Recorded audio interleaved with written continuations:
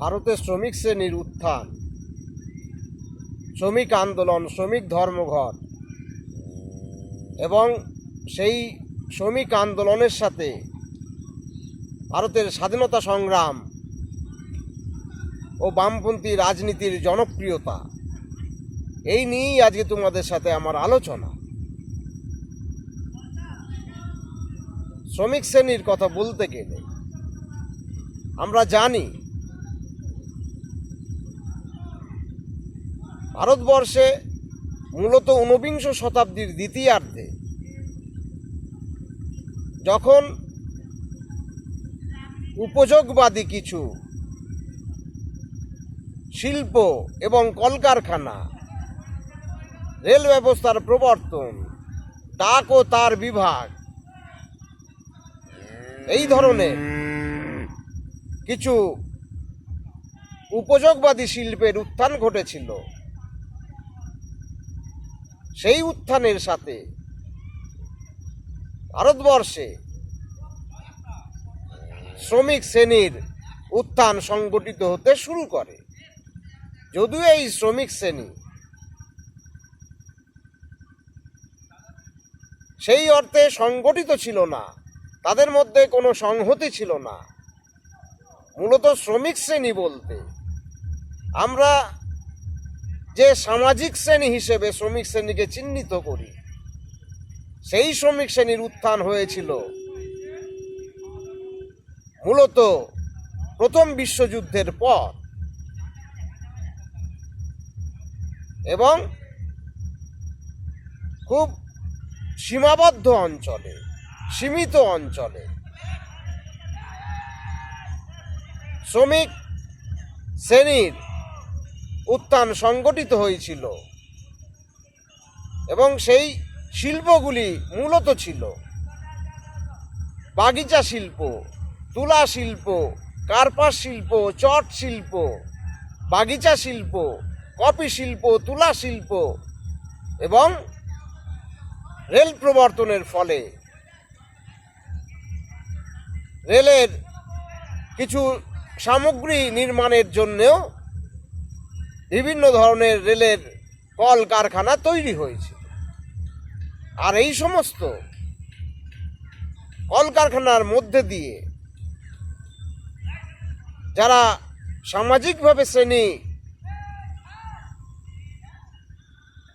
চরিত্রের দিক থেকে শ্রমিক শ্রেণী হিসেবে চিহ্নিত হয়েছিল, সেই জায়গায় দাঁড়িয়ে অর্থনীতিবিদ D.R. গ্যাডগিল বলেছেন,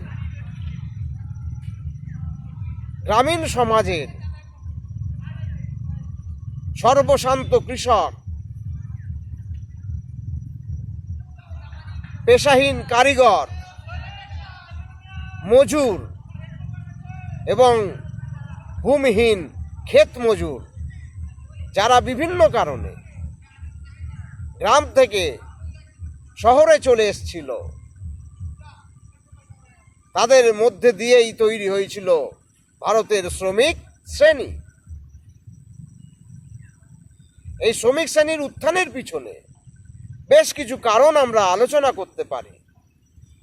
আমরা জানি ইস্ট ইন্ডিয়া কোম্পানির শাসন শুরু হওয়ার সাথে সাথে তারা যে ভূমি রাজস্ব ব্যবস্থার প্রবর্তন করেছিল, সেই ভূমি রাজস্ব ব্যবস্থার ফলে, সামন্ততান্ত্রিক শোষণের ফলে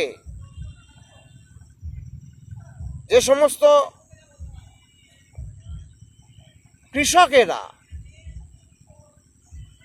কৃষিভিত্তিক অর্থনীতির সাথে নিজেদের যুক্ত করেছিল, তারা আর গ্রামে টিকে থাকতে পারল না।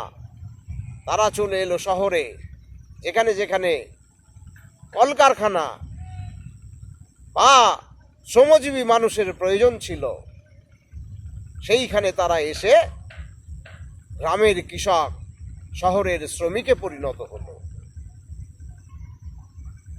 সেই সময় কিছু বাণিজ্যিক ফসল উৎপাদন হতে শুরু করেছিল। আমরা জানি চা এবং পাট ভারতের দুই প্রধান অর্থকরী ফসল, তার সাথে ছিল তুলা, তার সাথে ছিল কার্পাস। এই কাঁচামাল ভিত্তিক যে শিল্পজাত সামগ্রী তৈরি করার উৎস যেখানে, সেই জায়গাতেও শ্রমিক হিসেবে একদল মানুষ কাজে লেগেছিল। আমরা জানি এদেশে একদল দেশীয় রাজা বা আঞ্চলিক রাজা, তাদের পৃষ্ঠপোষকতায়, যেমন কাশ্মীরি শাল, ঢাকাই মসলিন, বেনারসের জরি শিল্প, ভারতবর্ষের বিভিন্ন প্রান্তে যে শিল্প ছিল, সেই শিল্পে একদল শ্রমিকের প্রয়োজন হয়েছিল। স্বাভাবিকভাবে খুব ভারী শিল্প না হলেও ঊনবিংশ শতাব্দীর দ্বিতীয়ার্ধ থেকে এবং তারও আগের থেকে ভারতবর্ষে যে ধরনের শিল্প কাঠামো ছিল, সেই ধরনের শিল্প শ্রমিকের উত্থান সংগঠিত হয়েছিল। এছাড়া আমরা জানি গ্রামে জায়গার অভাব ছিল না, কৃষি জমি যথেষ্ট ছিল। তদুপরি সেই খেতে খামারে যারা কাজ করত, অসংগঠিত শ্রমিক হিসেবে, অসংগঠিত কৃষক হিসেবে, তারা মূলত শহরের টানে গ্রাম ত্যাগ করে চলে এসেছিল। ফলে এই নানাবিধ কারণে ভারতবর্ষে সামাজিক শ্রেণী হিসেবে শ্রমিক শ্রেণীর উত্থান ঘটতে শুরু করে।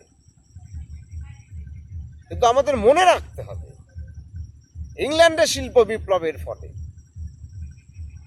শ্রমিক শ্রেণীর উত্থানের যে ইতিহাস, ভারতবর্ষে শ্রমিক শ্রেণীর উত্থানের ইতিহাস ঠিক সেইভাবে ছিল না।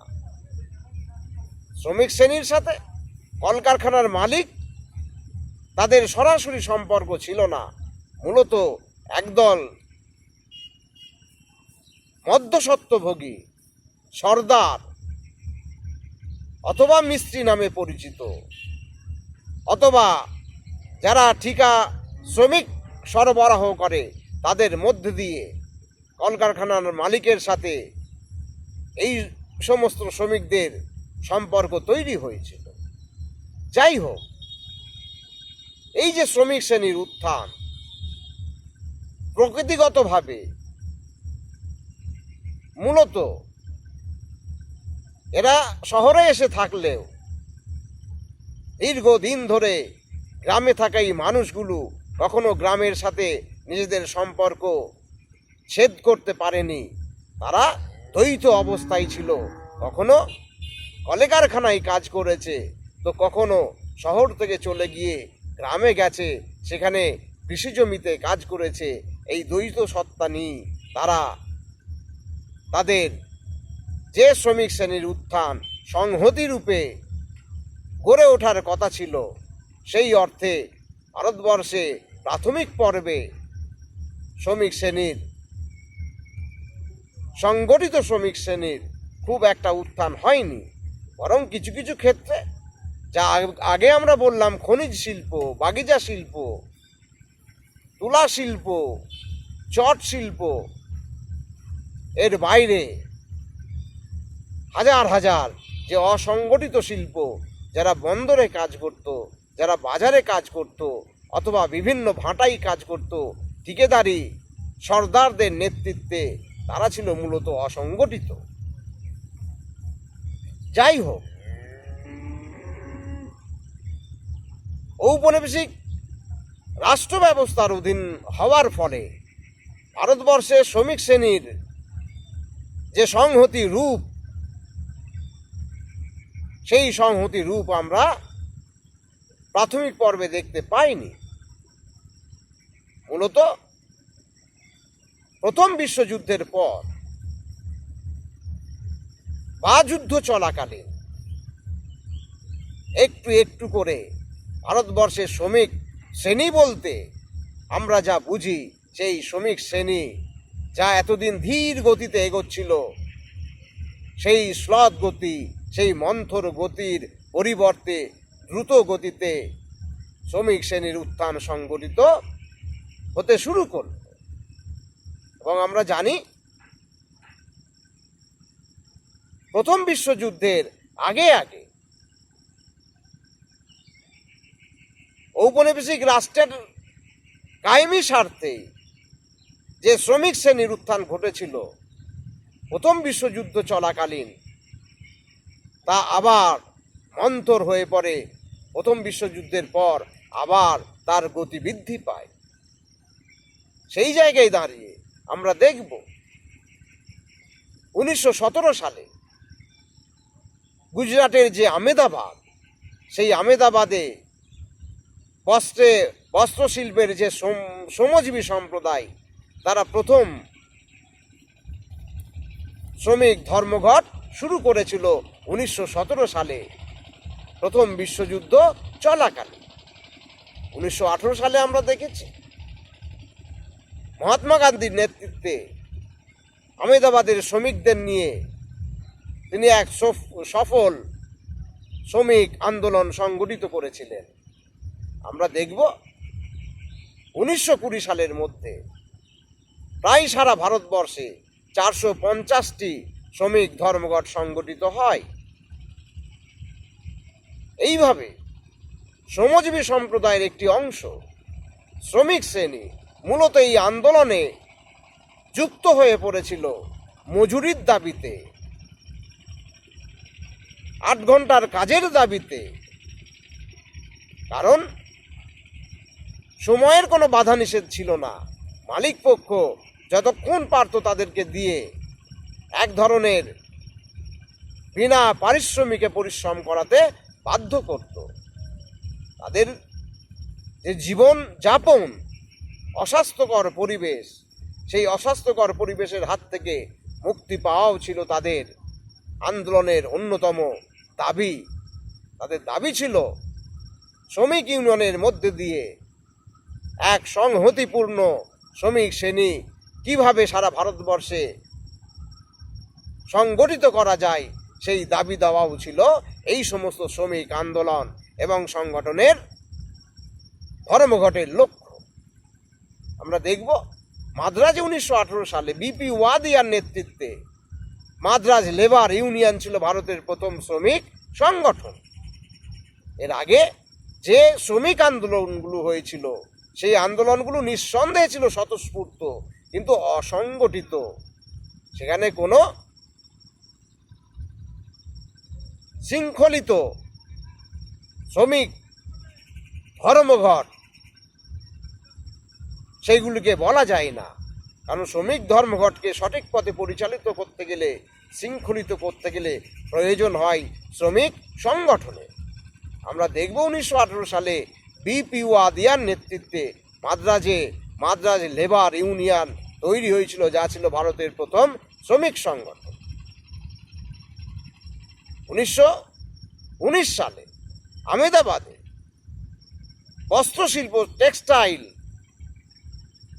লেবার ইউনিয়ন এবং পরবর্তীকালে একটু একটু করতে করতে আমরা দেখব 1920 সালে তৈরি হলো সারা ভারতবর্ষব্যাপী নিখিল ভারত ট্রেড ইউনিয়ন কংগ্রেস 1920 সালে, যার প্রথম সভাপতি ছিলেন লালা লাজপত রায়।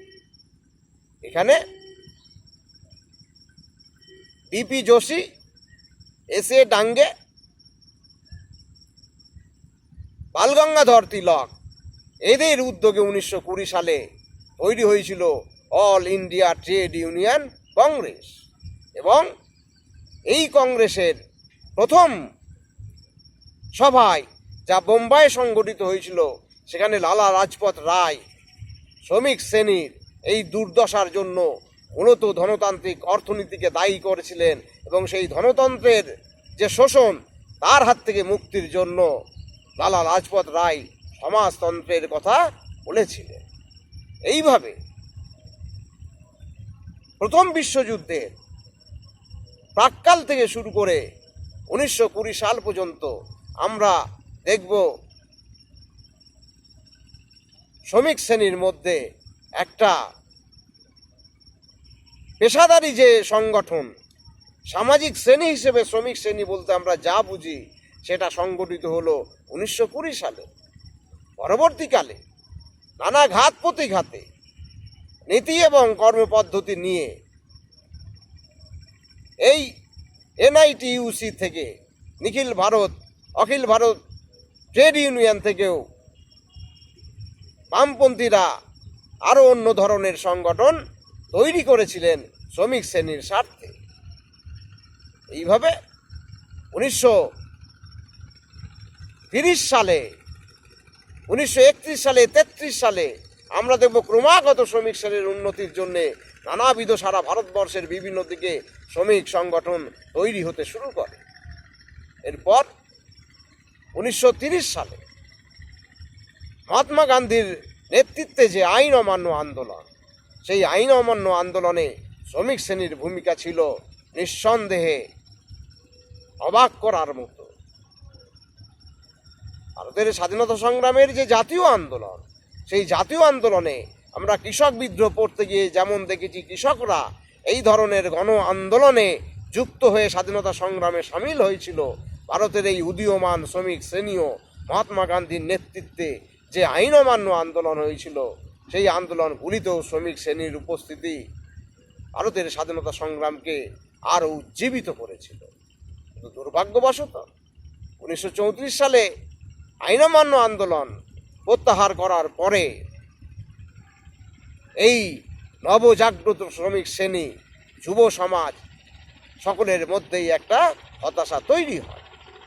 যাই হোক, পরবর্তীকালে এই শ্রমিক শ্রেণী ভারতের স্বাধীনতা সংগ্রামের ক্ষেত্রে বিভিন্ন গণ আন্দোলনগুলিতে অংশগ্রহণ করেছে, একথা নিঃসন্দেহে বলা যায়। আমরা এখন আলোচনা করব এই শ্রমিক শ্রেণীর সাথে, এই শ্রমিক সংগঠনের সাথে যে বামপন্থী আন্দোলন, সেই বামপন্থী আন্দোলনে সারা ভারতবর্ষে শ্রমিকদের সংগঠিত করার ক্ষেত্রে কি ভূমিকা নিয়েছিল আমরা জানি। রুশ বিপ্লব 1917 সালে সংগঠিত হওয়ার পর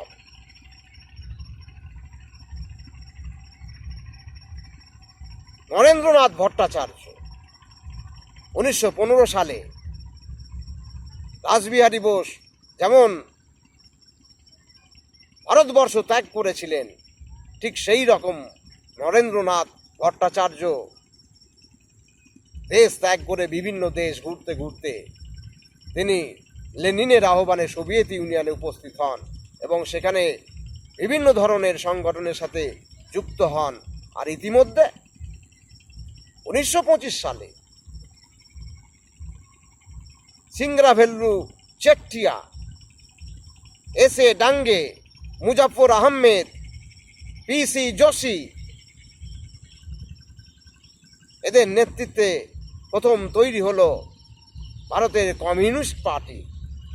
এবং এই কমিউনিস্ট পার্টি তৈরি হওয়ার আগে ভারতের বিভিন্ন প্রান্তে যে সমস্ত কমিউনিস্ট গোষ্ঠীগুলি ছিল তাদের সাথে সংযোগ রেখেছিলেন পালিয়ে যাওয়া নরেন্দ্রনাথ ভট্টাচার্য, যাকে M.N. রায় মানবেন্দ্রনাথ ভট্টাচার্য হিসেবেও আমরা মনে করি।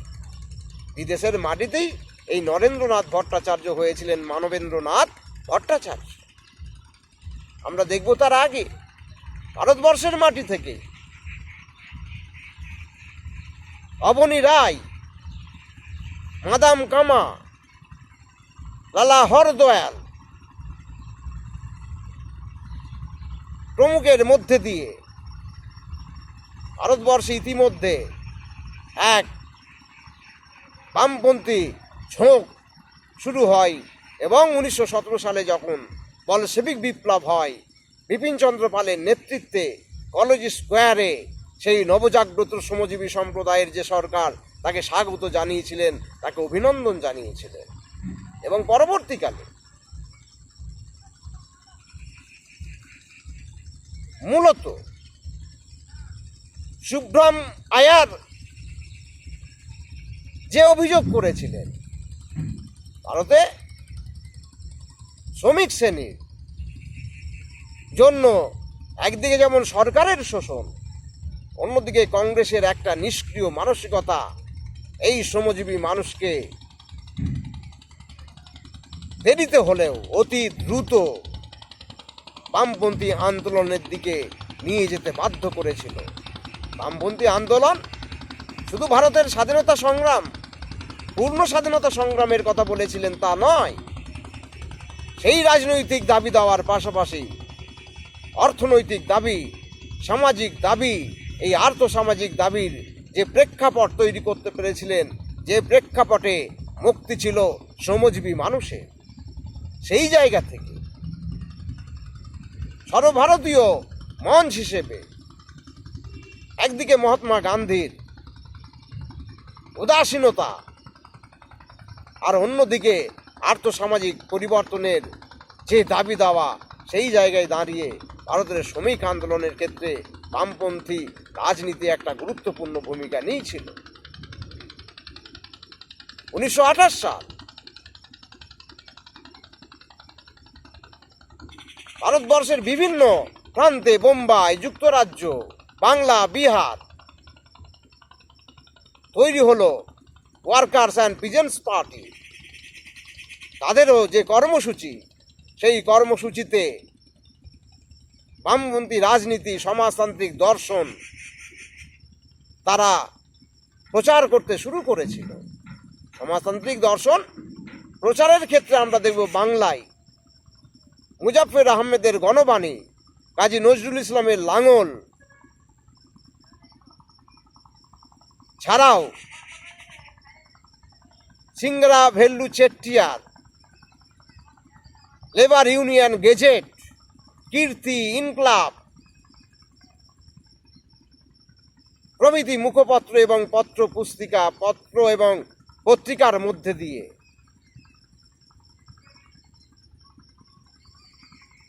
যে প্রচার, সেই প্রচারের ফলে ভারতের এই উদীয়মান শ্রমিক শ্রেণী তারা বামপন্থী রাজনীতির দিকে ঝুঁকে পড়েছিল। আমরা দেখব 1928 সালে কংগ্রেসের যে বার্ষিক অধিবেশন, সাইমন কমিশন বিরোধী যে বিশাল মিছিল, সেই অধিবেশন এবং মিছিলগুলিতে লক্ষ লক্ষ মানুষের মধ্যে প্রায় অর্ধেক ছিল এই বামপন্থী রাজনীতির মানুষেরা এবং শ্রমিক শ্রেণী, যারা নিজেদের শোষণের বিরুদ্ধে, ইংরেজদের শোষণ দূর করার জন্য ইংরেজদের বিরুদ্ধে লড়াই করেছিল। এইভাবে শ্রমিক আন্দোলন যেভাবে সংগঠিত হলো এবং কিছুটা হলেও জঙ্গি আকার ধারণ করেছিল, তার ভয়ে ভীত হয়ে ইংরেজরা কমিশন নিয়োগের মধ্যে দিয়ে, হুইটলি কমিশন নিয়োগের মধ্যে দিয়ে দুটো আইন পাশ করেছিল। একটি হলো জননিরাপত্তা আইন, সেফটি অ্যাক্ট, আরেকটি হলো শিল্প বিরোধী আইন, ট্রেড ডিসপুট অ্যাক্ট। এই আইনগুলির মূল উদ্দেশ্য ছিল এই উদীয়মান বামপন্থী রাজনীতিকে, কমিউনিস্টদের দমন করার লক্ষ্যেই মূলত এই আইন দুটি জারি হয়েছিল। ইতিমধ্যে আমরা দেখব বোম্বাইয়ের গিরনি কামগর ইউনিয়নের অধীনে 6 মাস প্রায় শ্রমিকরা যে ধর্মঘট চালাচ্ছিল,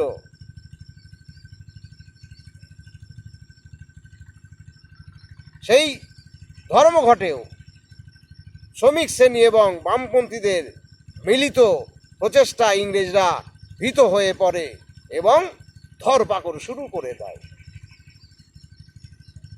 প্রায় 32 জনকে তারা ধরে এবং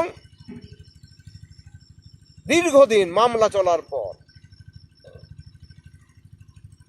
তাদের মধ্যে 27 জনকে বিভিন্ন মেয়াদে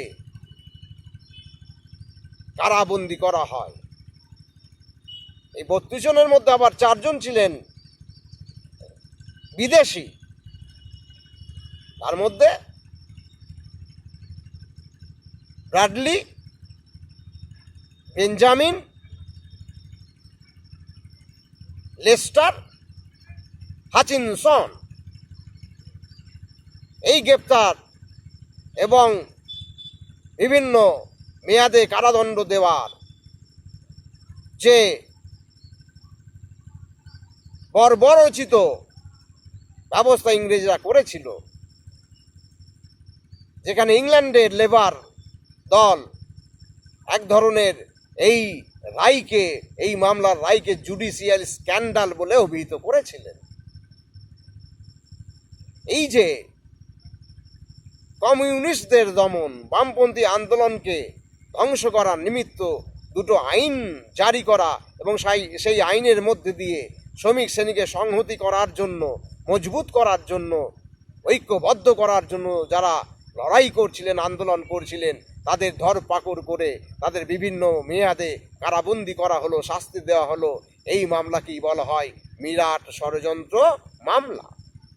এই মিরাট ষড়যন্ত্র মামলার রায়কেই ইংল্যান্ডের লেবার দল জুডিশিয়াল স্ক্যান্ডাল হিসেবেই অভিহিত করেছিলেন। যাই হোক, পরবর্তী সময় কংগ্রেসের যে উদাসীনতা, প্রতি বছর যে বার্ষিক অধিবেশন, সেই অধিবেশনগুলিতে পূর্ণ স্বাধীনতা, সমাজতন্ত্র, এই নিয়ে মূলত গান্ধীজির সাথে জওহরলাল নেহেরুর বিতর্ক শুরু হয়েছিল।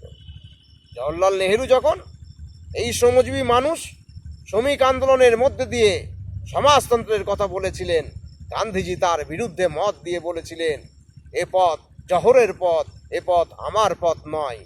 মহাত্মা গান্ধী মূলত গ্রামীণ সংগঠনের কথা বলেছিলেন, সমাজতন্ত্রের, শ্রেণী সংগ্রামের কথা তিনি বিরোধিতা করেছিলেন। আমরা দেখব ঠিক সুভাষচন্দ্র বসু, তার সাথেও ওই সীতারাম পট্টবী সীতারামাইয়া 1939 সাল, সেখানেও মহাত্মা গান্ধীর মনোনীত যে প্রার্থী পট্টবী সীতারামাইয়া পরাজিত হলেন। মূলত এই জায়গায় দ্বন্দ্বের কারণটা ছিল এই শ্রমিক দল, শ্রমিক আন্দোলন এবং শ্রমিক সংগঠন আর সমাজতান্ত্রিক চিন্তা ভাবনা। শেষ পর্যন্ত আমরা জানি বাধ্য হয়ে সুভাষচন্দ্র বসু কংগ্রেস ছেড়ে ফরওয়ার্ড ব্লক নামে একটি বামপন্থী দল আলাদা তৈরি করেছিলেন। আবার আমরা দেখব কংগ্রেসের মধ্যেই একদিকে জওহরলাল নেহেরু, অন্যদিকে সুভাষচন্দ্র বসুর এই যে বামপন্থী চিন্তা ভাবনা, সমাজতান্ত্রিক দর্শন, তার দ্বারা দেশের আপামর যুব সমাজ, ছাত্র সমাজ উৎসাহিত হয়েছিল। শুধু শ্রমিক শ্রেণী নাই, শুধু শ্রমজীবী মানুষ নয়, ছাত্র সমাজ এবং যুব সমাজও তাদের দ্বারা আকৃষ্ট হয়েছিল। ফলে কংগ্রেসের অভ্যন্তরে একটা বামপন্থী অংশ ধীরে ধীরে শক্তিশালী হতে শুরু করে এবং 1934 সালে কংগ্রেসের মধ্যেই কংগ্রেস সোশ্যালিস্ট পার্টি তৈরি হয়। 1934 সালে রামমোহন লোহিয়া, জয়প্রকাশ নারায়ণ, নরেন্দ্র দেব প্রমুখ নেতৃত্বের মধ্যে দিয়ে, অর্থাৎ ভারতবর্ষের মুক্তি সংগ্রামে, স্বাধীনতা সংগ্রামে যে কংগ্রেসের উপরে সাধারণ মানুষের আশা ভরসা ছিল কৃষক, শ্রমিকের, সাধারণ মানুষের, সেই কংগ্রেস তাদের আশা আকাঙ্ক্ষা পূরণ করতে পারেনি, আর ছিল সরকারি অত্যাচার। এই জায়গায় দাঁড়িয়ে জওহরলাল নেহেরু মন্তব্য করেছিলেন, ভারতবর্ষের এই শ্রমজীবী মানুষের মধ্যে যে বামপন্থী ধ্যান ধারণা, তা এক ধাক্কায় রূপান্তরিত করেছিল ভারতের সামাজিক পরিবর্তনের ক্ষেত্রে। অর্থাৎ এই বামপন্থী রাজনীতি, শ্রমিক আন্দোলন, এরা শুধু ভারতের স্বাধীনতার কথাই বলেনি, এরা সমাজের যে সুষম বন্টনের অভাবেই পুঁজিবাদের ফলেই যে সাধারণ মানুষের দুর্দশা, এই কথাগুলো তারা প্রচার করেছিল। ফলে একদিকে রাজনৈতিক দাবি দেওয়া, আর অন্যদিকে সাধারণ মানুষ, শ্রমজীবী মানুষকে আকৃষ্ট করার জন্যে সামাজিক এবং অর্থনৈতিক দাবি দেওয়া। ভারতের এই শ্রমিক আন্দোলনের ক্ষেত্রে বামপন্থী রাজনীতি এবং বামপন্থী নেতৃত্ব একটা সুসংহত রূপ দিতে সাহায্য করেছিল। ওরা পরে দেখব। দ্বিতীয় বিশ্বযুদ্ধ শুরু হলে সেই জায়গায় একদিকে ফ্যাসিবাদ, অন্যদিকে ঔপনিবেশিক শাসনের বিরুদ্ধে লড়াই, ফলে ভারতীয় নেতৃত্বের মধ্যে একটা দ্বন্দ্ব শুরু হয়েছিল, একটা জটিলতা এসেছিল। কে প্রধান শত্রু, ইংরেজরা না ফ্যাসিবাদী শক্তি হিটলার, মুসোলিনি, তোজো? সুতরাং ঔপনিবেশিক রাষ্ট্রের বিরুদ্ধে ভারতের স্বাধীনতা সংগ্রামের জন্যে কিছুদিন হলেও ভারতীয় রাজনীতির যে ধার ভার সেটা একটু কমে গিয়েছিল। আবার আমরা দেখব নৌবিদ্রোহের সময় 1942 সাল ভারত ছাড়ো আন্দোলন, এই জটিল রাজনীতির চক্রে মূলত যারা এতদিন ইংরেজ বিরোধী আন্দোলনে সংযুক্ত হয়েছিল তাদের মধ্যেও একটা উদাসীনতা কাজ করে। দক্ষিণ ভারতে ওই যে বিপি ওয়াদিয়ার নেতৃত্বে বামপন্থীরা এই সময় ভারত ছাড়ো আন্দোলনে সামিল হতে পারেনি। যাই হোক, আবার সেই নৌবিদ্রোহ 1946 সাল, সবে দ্বিতীয় বিশ্বযুদ্ধ শেষ হয়েছে। নৌবিদ্রোহীরা ব্রিটিশ ইউনিয়ন জ্যাক নামিয়ে দিয়ে যে গণ আন্দোলনের সূচনা করেছিলেন, রশিদ আলী দিবস থেকে শুরু করে তাদের সমর্থনে শ্রমিকদের যে সাধারণ ধর্মঘট, সব মিলিয়ে শেষ পর্যন্ত ইংরেজরা বুঝতে পেরেছিল, উপলব্ধি করে ফেলেছিল যে ভারতের স্বাধীনতাকে আর ঠেকিয়ে রাখা সম্ভব হবে না, ভারতের স্বাধীনতা আসন্ন।